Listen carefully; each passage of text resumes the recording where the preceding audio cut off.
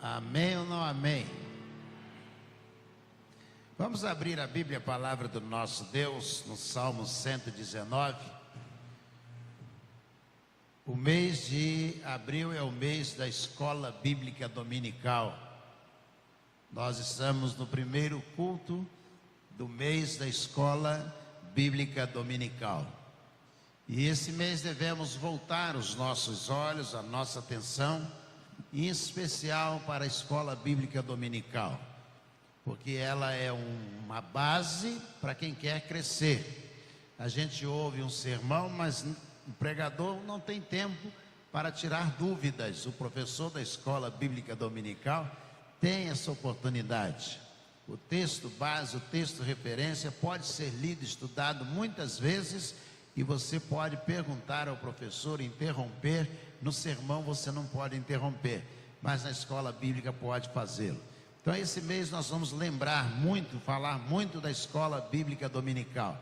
E eu quero começar esse mês com Salmo 119, versículo 11.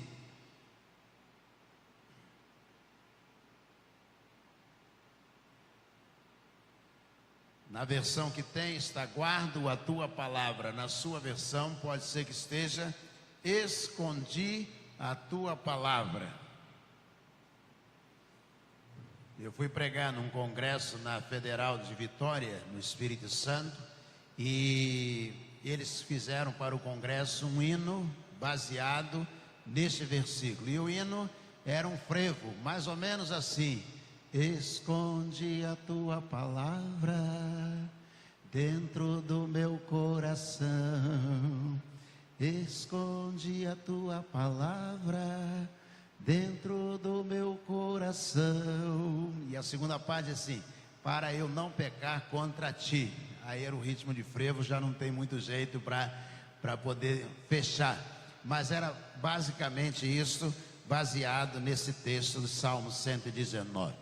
Guardo a tua palavra no meu coração para não pecar contra ti. É o que nós encontramos. Agora volta um pouquinho para o versículo 9. Ele está indagando, está perguntando: de que maneira poderá o jovem guardar puro o seu caminho, observando segundo a tua palavra? De todo o coração te busquei. Não deixes que eu me desvie dos teus mandamentos. Guardo a tua palavra no meu coração, para eu não pecar contra ti. Vamos orar? Senhor nosso Deus, nosso Pai, nós te agradecemos, ó Deus, por esta noite, quando somos privilegiados de desligarmos-nos, ó Deus, dos sons e dos ruídos e das atividades da terra, para, ó Deus, voltarmos o nosso coração e o nosso pensamento para o Senhor. Venha, ó Deus, revelar-nos aquilo que tu queres. Incomoda-nos, influencia-nos, ó Deus, pois estamos sensíveis, ó Deus, à voz do Senhor. É a nossa oração em nome de Jesus, o nosso Senhor. Amém. Amém ou não amém?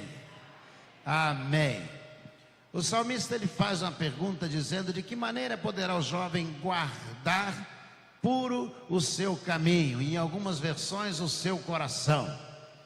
Ele está interrogando, dizendo: de que modo você pode se manter puro, guardar a pureza do seu coração?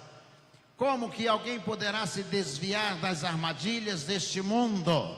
E aí ele diz: é simples. Escondi a tua palavra no meu coração, para eu não pecar contra ti. E aí a versão que temos diz: não escondi, guardei a tua palavra no meu coração, para eu não pecar contra o Senhor. Conhecer a palavra de Deus nos dá base até para que nós resistamos nos dias maus, até que resistamos nas dificuldades, nas adversidades que nós tivemos. Ele está dizendo: é simples. Como que alguém pode guardar puro o seu coração? É só guardar a palavra de Deus. É só desejar que a palavra do Senhor esteja no seu coração. Ezequiel diz que essa palavra não necessariamente ela pode ser doce, Disse que nós podemos comê-la e ela pode parecer doce aos nossos lábios, mas como fel chega ao nosso coração, diz o profeta Ezequiel. Quantas vezes nós temos que comer, engolir essa palavra e não é aquilo que nós gostaríamos de ouvir, não é aquilo que nós planejamos para a nossa vida, mas é o que Deus tem para nós. Qual a importância de guardar essa palavra? Pense em Mateus capítulo 4, na tentação de Jesus. Jesus foi levado para ser tentado, Mateus 4, de 1 a 11, e então, quando depois do batismo foi levado para o deserto para ser tentado, e ele passando fome, enfrentando dificuldade, Satanás se aproximou dele e disse: você está com fome? Transforma essas pedras em pães, você pode fazer isto? Jesus olhou para o diabo e disse: está escrito. Olha a importância de saber, de guardar a palavra no nosso coração. Jesus disse: está escrito. Antes de ele recitar, antes dele dizer, antes de ele repudiar a iniciativa do diabo, ele já avisou que ia citar algo escrito na palavra de Deus. Quantos crentes caem porque não conhecem a palavra de Deus? Quantas pessoas se afastam porque não conhecem a palavra de Deus? Quantos homens, quantas mulheres perdem o controle da vida porque não conhecem a palavra de Deus? Não sabem um versículo para poder resistir no dia mau, no dia difícil. Não guardaram sequer um texto bíblico que possa dizer ao filho, à esposa, ao esposo, ao empregado, ao patrão, no momento em que precisar de anunciar a palavra de Deus. Jesus diz ao diabo: está escrito, nem só de pão viverá o homem, mas de toda a palavra que procede da boca de Deus. Jesus está dizendo a Satanás: eu não vou mirar na minha necessidade, no meu problema. Eu não estou olhando para a minha dificuldade. Eu estou dizendo a você que eu estou olhando para a palavra de Deus. E a escola bíblica dominical é a plataforma ideal para que você possa guardar essa palavra no seu coração.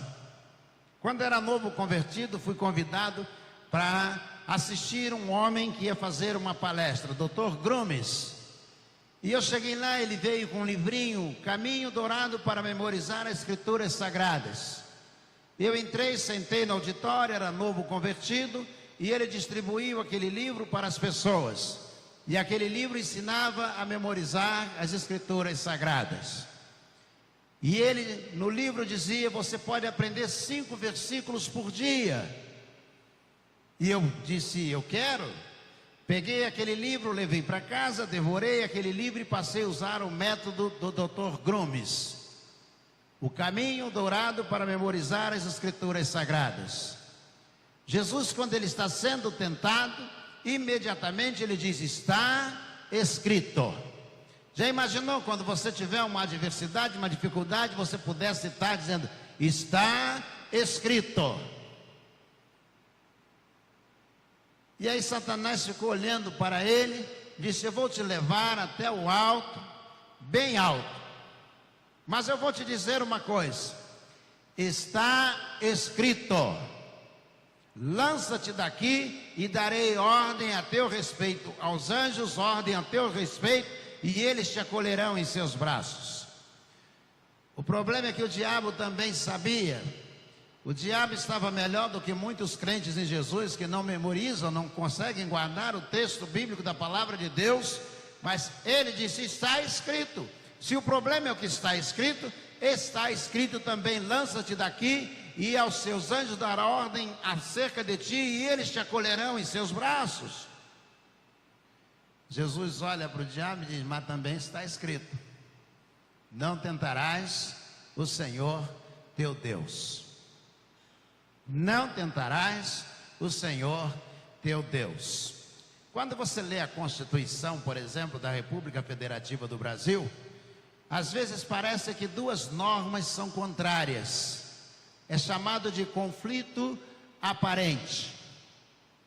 Isso mesmo, porque se fosse um conflito verdadeiro, uma delas teria que ser retirada do ordenamento jurídico. Não pode ter duas normas que sejam contrárias. Então é chamado de normas de conflito aparente.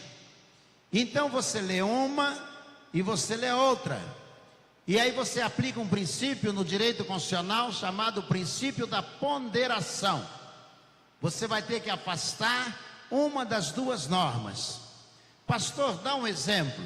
Vamos supor, por exemplo, que você tem direito à informação. É um direito constitucional. Todo cidadão tem direito à informação. Mas imagina que um político, um homem público, por exemplo, ele tem a sua vida privada e foi fotografado nessa vida privada. Ele tem direito à privacidade, que também é garantida pela Constituição. Então, ao mesmo tempo que você tem direito à publicidade, tem direito à informação, ele tem direito à privacidade. E agora, o que o repórter faz com essas duas informações que ele tem? Ele pode publicar aquilo que é da vida particular, privada, daquele político, por exemplo? O princípio da ponderação diz assim: o que você tem fotografado ou documentado é de interesse público ou é exclusivo da vida dele? É da vida dele, então o princípio da informação é afastado. Vai prevalecer o princípio da privacidade. Esse é o princípio que vai prevalecer.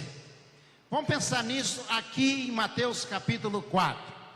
O diabo disse para Jesus: está escrito, está escrito, lança-te daqui e dará ordem aos seus anjos para que te acolham em seus braços. Está escrito. E Jesus olha para ele e diz assim: mas também está escrito, não tentarás o Senhor teu Deus. Vamos aplicar aqui o princípio da ponderação do direito constitucional. Jesus, você olha para o texto, Jesus olha para os dois textos e diz: vamos afastar esse, lançará daqui e dará ordem aos seus anjos para que acolham você em seus braços.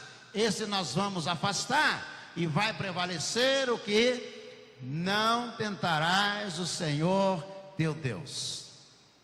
Nem tudo que você ouve da Bíblia vem da boca de Deus. Era uma discussão no seminário: a Bíblia é uma revelação? Sim, é. Tudo que está escrito nela é revelação? Sim. E aquelas frases que são ditas pelo diabo? Perguntava o professor Isaías: também são revelação? E dizia ele: sim. No comando de Deus, até a boca do diabo serve para a revelação. Afasta um pelo princípio da ponderação e você vai se valer daquele que é necessário. Então o outro versículo não serve. Lança-te daqui e dará ordem aos seus anjos. Serve. Ele não é conflituoso, mas na circunstância ele não se aplica. Não tentarás o Senhor teu Deus. Olha que coisa excelente. E aí o diabo levou ao alto, o lugar mais alto, e olhou, mostrou a Jesus todas as riquezas da terra. E disse: tudo isso te darei, se prostrado me adorares. O crente que não conhece a palavra de Deus, ele se vende por qualquer coisa. Ele se vende por mulher, ele se vende por dinheiro, ele se vende pela fama, ele se vende pela influência, ele se vende por qualquer coisa que possa aparecer na frente dele, ele se vende. E o diabo disse a Jesus: eu te dou tudo que o mundo possui, todas as coisas, eu te dou, eu te darei, se você se ajoelhar e me adorar. Você lembra o que diz o Salmo 24? Do Senhor é a terra e a sua plenitude, o mundo, os mares e tudo que neles habitam. Ou você lembra ainda de João capítulo 1? Capítulo 1? Tudo foi feito por ele, para ele, e sem ele nada do que foi feito se fez. Ou seja, o diabo estava oferecendo a Jesus tudo que já era de Jesus. Estava dizendo: se você ajoelhar e me adorar, eu te dou tudo. Jesus diz a ele: somente ao Senhor teu Deus adorarás e somente a Ele servirás. Como responder? Responder com a Bíblia, a palavra de Deus. Estudar a Bíblia dá a você base para você conversar com Deus. Como é que eu converso com Deus? A Bíblia vai ensinar. E nos dias difíceis, o que é que eu faço? A Bíblia vai te ensinar. Entrega teu caminho ao Senhor, confia nele e o mais Ele fará. Quando tiver em dúvida para tomar uma decisão, a Bíblia vai te dizer: mas buscai em primeiro lugar o reino de Deus e a sua justiça, e todas as outras coisas vos serão acrescentadas. E quando você estiver irado, indignado, pensando em fazer uma besteira, agredir alguém, a Bíblia diz que você não deve fazer isso, que o sol não se ponha sobre a vossa ira. Minha é a ira, minha é a vingança, diz o Senhor. Confia no Senhor e faz o bem. A Bíblia tem milhares de conselhos que nós podemos extrair para a nossa vida. São 31.173 versículos nos aconselhando, que a gente pode guardar no nosso coração. É muito versículo, eu sei. Você pode guardar o máximo que você puder no seu coração.